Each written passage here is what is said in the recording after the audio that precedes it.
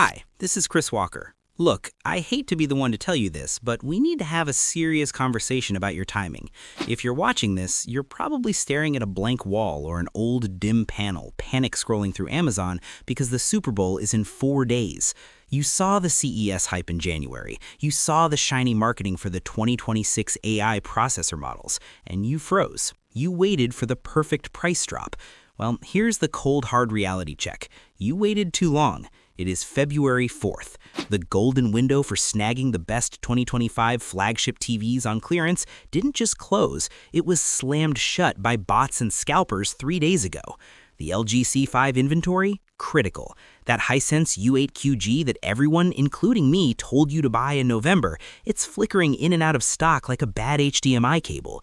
You are now in the danger zone. This is exactly where manufacturers want you, desperate, rushed, and willing to pay the early adopter tax for a 2026 model that costs $400 more for a 5% performance bump. Or worse, buying a budget 60 Hz screen that's going to ghost like crazy the second you hook up a PS5. I'm not going to let you do that. We are going to salvage the situation, find the last few deals that actually make sense, and dodge the marketing traps waiting for panic buyers like you. If you value independent, unfiltered testing that saves you from expensive mistakes, do me a favor, hit that like button and subscribe. It tells the algorithm that you want the truth, not just a press release. Now, let's see what we can still rescue. Okay, let's look at the battlefield. It's February 4th. The Super Bowl is effectively the Black Friday of the sports world when it comes to TV sales. But here's the secret the big box stores don't want you to know. The deals you're seeing right now, most of them are traps. They are trying to offload the junk inventory, the 60 Hz panels, the edge-lit disasters that look gray in the dark, before the 2026 models take over the shelf space in March.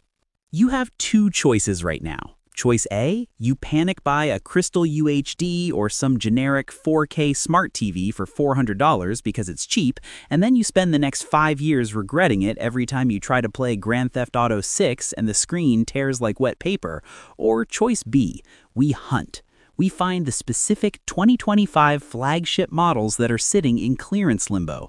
These are the TVs that were $2,000 6 months ago and are now hovering around $1,100 if you can find them. And that hunt starts and ends with the LG OLED Evo C5. If you've been following the channel, you know I have a love-hate relationship with LG. I hate their menu system, I hate that they hide settings and sub-menus of submenus, but damn it, I love this panel. The C5 is the Goldilocks of the TV world. It's not the absolute brightest, it's not the absolute cheapest, but it is the one TV I can recommend to my grandmother and my hardcore PC gamer buddy without losing sleep. Here's why it matters right now.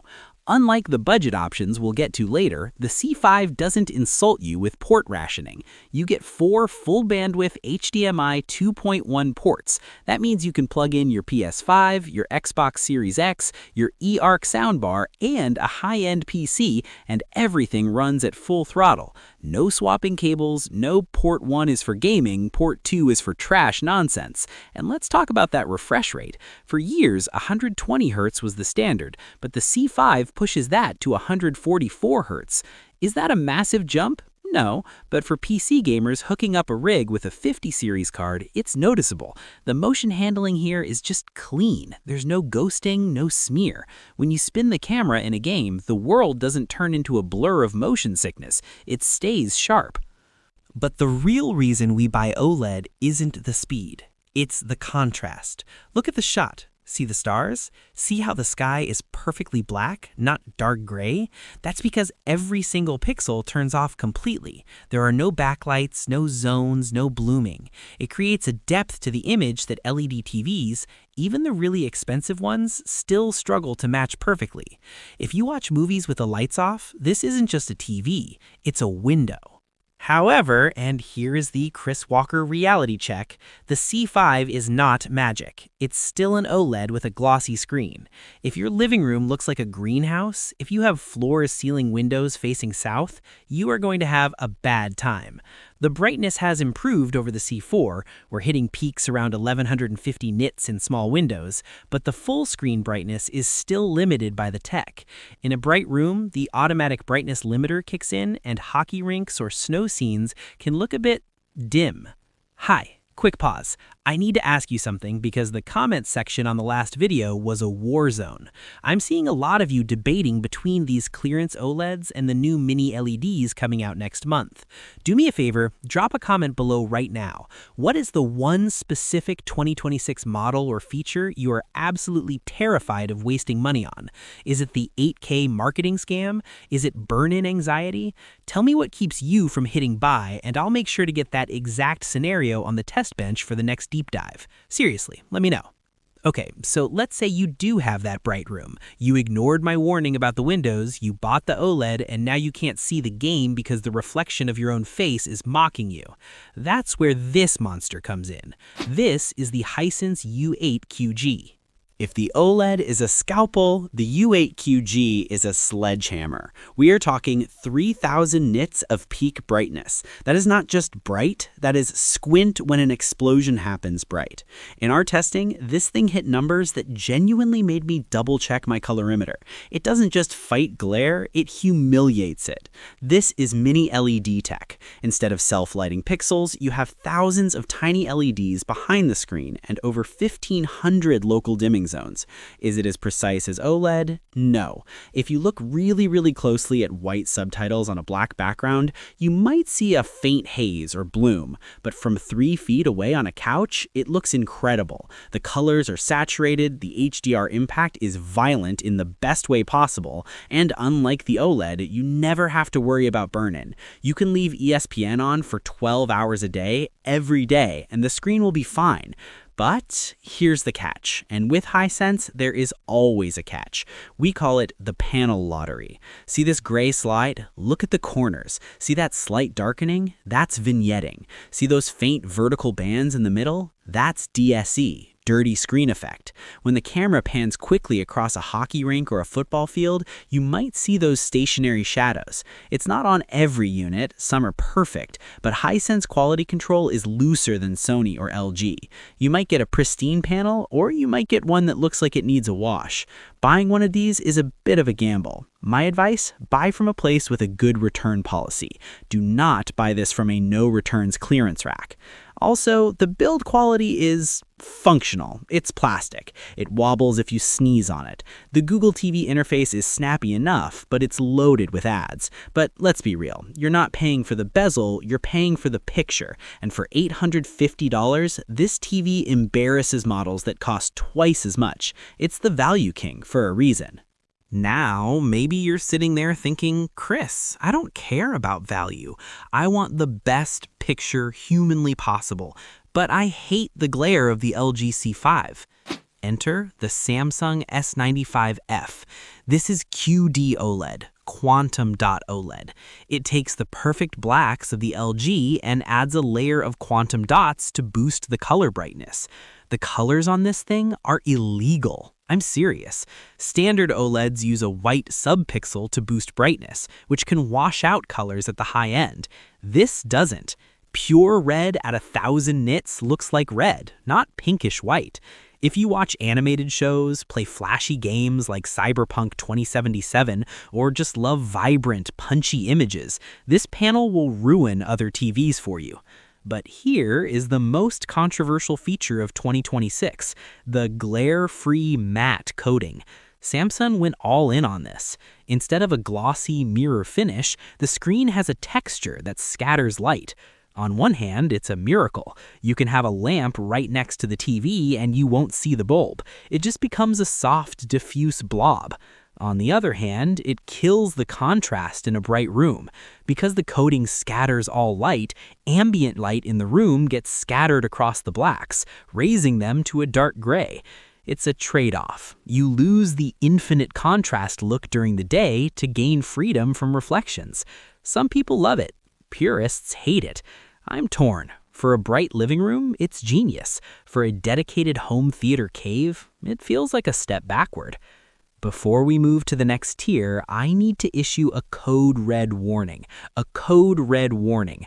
You are going to see ads for the Samsung Crystal UHD or the LG UR8000 series. They will be $399. They will look tempting. They will say 4K HDR on the box. Do not Do it. If you own a PS5, an Xbox Series X, or plan to own one in the next 5 years, these TVs are e-waste. They are 60 Hz panels. They do not have HDMI 2.1 bandwidth. They do not have VRR. That means when your game drops a few frames, the screen will stutter and tear. It looks awful. In 2026, buying a 60 Hz primary TV is like buying a car with a cassette deck. It works, sure, but you're locking yourself out of the last 5 years of innovation. If you are on a strict budget, I'm talking under $700, and you want a game, you buy the TCL QM7K. Period. This is the baseline. It's mini LED, it has 144 Hz VRR, and it has a game accelerator mode that can push 240 Hz at 1080p. Is the processing as good as Sony? No. Will 720p cable TV look a bit soft? Yes, but for gaming, it destroys everything else in its price bracket. It's the only budget TV that respects your console. So we've covered the safe bet, the brightness monster, the color king, and the budget hero. But we haven't talked about the elephant in the room, the brand that charges you a premium just for the logo on the bezel, the brand that claims processing is king. I'm talking about Sony. And I'm talking about why, for the first time in years, I might actually tell you to pay the Sony tax. Here is the brutal truth about 4K TVs that no spec sheet will tell you. 90% of what you watch is not 4K. It's 720p cable news, it's 180p compressed YouTube videos, it's that low bitrate stream of the game on Sunday. And this is where the budget beasts like Hisense and TCL fall flat on their faces. They have the raw horsepower, the nits, the zones, but they lack the brain. They take that garbage signal and just make it brighter garbage.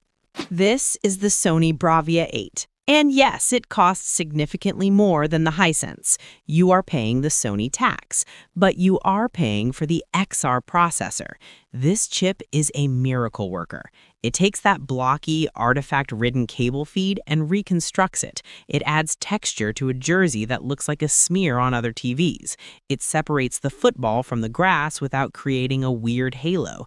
If you are a content purist, if you watch a lot of older movies, sports on cable, or just want the image to look natural rather than neon-soaked, this is the only choice. Sony doesn't chase pop, they chase accuracy. Out of the box, the creator calibrated mode is nearly perfect. You don't need to pay a guy $500 to come to your house with a meter. You turn it on, set it to cinema, and you are seeing exactly what the director saw. It's boring to some people. It's not as flashy as the Samsung, but it's right. And for a lot of you, being right is worth the extra $400. Now, before we wrap this up, I have to address the shiny, expensive object that just landed on the shelves, the 2026 LG G6. You're going to see reviews for this dropping today. You're going to see influencers screaming about the Alpha 1 Gen 3 AI processor and how it changes everything. Stop. Breathe. Listen to me. The G6 is a magnificent piece of technology. It's brighter than the C5. The AI upscaling is catching up to Sony. But is it $1,300 better than the C5 clearance deal? No, absolutely not. The G6 is for the person who has a dedicated home theater architect and unlimited funds. For you, the person trying to get a deal before kickoff, it is a trap. Do not pay early adopter prices for marginal gains. Let the rich beta test it for a year. We'll buy it when it's on clearance in 2027. So, the clock is ticking. The inventory systems are flashing red. We have to make a decision right now. Let's break this down by who you are so you don't buy the wrong box. If you have less than $700 and you own a PS5, you are buying the TCL QM7K. Don't look at the Crystal whatever Samsung. Don't look at the refurbished units. Get the TCL. It's the only one that gives you 144 Hz and mini LED contrast without bankrupting you. It's not perfect, but it's the best value on the market, period. If your living room has windows that let in sunlight, you are buying the Hisense U8QG. Do not buy an OLED. You will hate it. The Hisense is a light cannon. It will punch through the glare, it looks amazing for sports, and it's cheap enough that you won't cry if the kids smudge it. Just remember to check for that dirty screen effect right away. If you watch a lot of cable news, sports, or Blu-rays and you have the budget, you are buying the Sony Bravia 8. It's the adult in the room. It just works. It treats low-quality content with respect, and the motion processing for sports is untouchable. You pay more, but you get peace of mind. If you want colors that scream at you and you hate reflections, the Samsung S95F is your toy. That matte screen is polarizing, literally, but for a gaming room with overhead lights, it's a game changer. Just be prepared for slightly grayer blacks during the day. But if you want the one TV that does everything beautifully, the one that makes games feel instant, makes movies look like cinema, and fits into 95% of lives perfectly, you are hunting for the LG OLED Evo C5. Here is the verdict. The LG C5 is the best TV you can buy right now if you can find it. It's the last bastion of the 2025 golden era before prices reset to insane levels for the 2026 launch. But I need you to hear me clearly. You are late. I checked the stock levels this morning before filming. Best Buy is spotty. Amazon has back-ordered warnings on the 65-inch models. If you click the link and see it in stock, do not hesitate. This isn't sales pressure. This is supply chain reality. Once these clearance units are gone, your entry price for this level of quality jumps by $400 overnight. I have dropped links to all the models we talked about below. These are vetted links. I check them to make sure they aren't sending you to some third-party scalper or a listing for a renewed unit that's actually broken. If you use them, it supports the channel and keeps me independent so I can keep telling you the truth about these companies. Don't buy the 60 Hz trash. Don't panic. Buy the C5, or if you're broke, buy the TCL. Good luck with the panel lottery. I'll see you in the next one.